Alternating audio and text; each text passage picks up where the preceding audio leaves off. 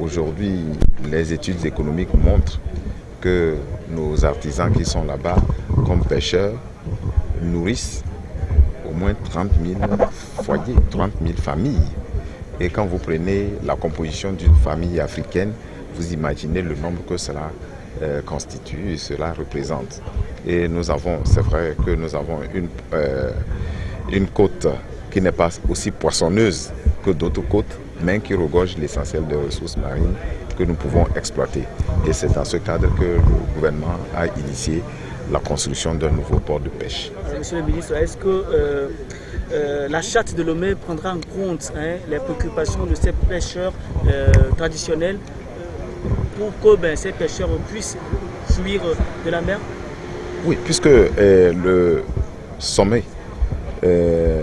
va surtout parler de la question de la sécurité et de la sûreté maritime en lien avec le développement, en lien avec l'économie.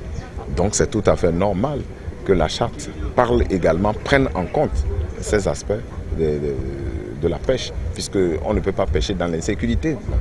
C'est une activité qui se déroule sur la mer. Et vous savez aussi que, quelqu'un l'a dit dans la salle là-bas, les pirates, d'une manière générale, partent de la terre.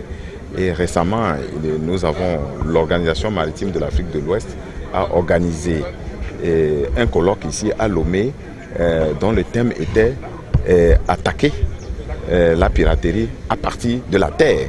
Donc, et généralement, les pirates, ils utilisent des embarcations de fortune comme les pirogues. C'est pas pour rien que parfois il y a de fausses alertes. Et donc, c'est normal que la sécurité, le sommet intègre également les aspects de la pêche, puisque la pêche aussi se déroule sur les cours d'eau.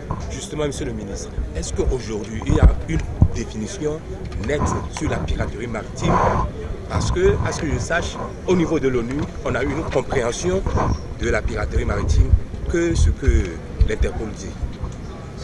Bon, mais vous savez, c'est de notions complexes, mais ce que nous savons, en langage vulgaire, c'est que la piraterie, c'est tous les actes qui compromettent l'activité sur la mer ou sous la mer.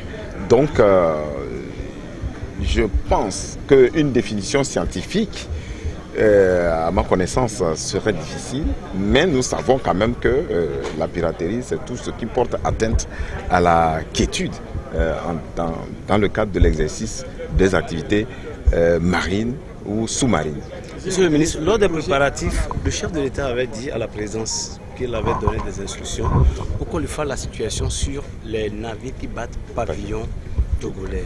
Est-ce que vous avez aujourd'hui une idée sûre de ça et avec des explications à nous donner? Oui, nous avons, dans le cadre justement, par rapport à ces instructions du chef de l'État, nous avons travaillé avec le mandataire qui immatricule les navires au nom du Togo. C'est qui? C'est-à-dire, c'est un bureau qui s'appelle International Registration Bureau, basé en Grèce, qui a été désigné comme mandataire depuis 2008 et qui le fait au nom, donc il immatricule les navires sous le pavillon national. Et nous avons rencontré ce partenaire au cours du mois dernier et nous avons essayé de mettre sur la table les difficultés, les préoccupations du Togo quant à la maîtrise de la gestion de notre pavillon. Et donc des propositions ont été faites et je réserve la primeur de ces propositions qui feront l'objet certainement d'une communication en conseil.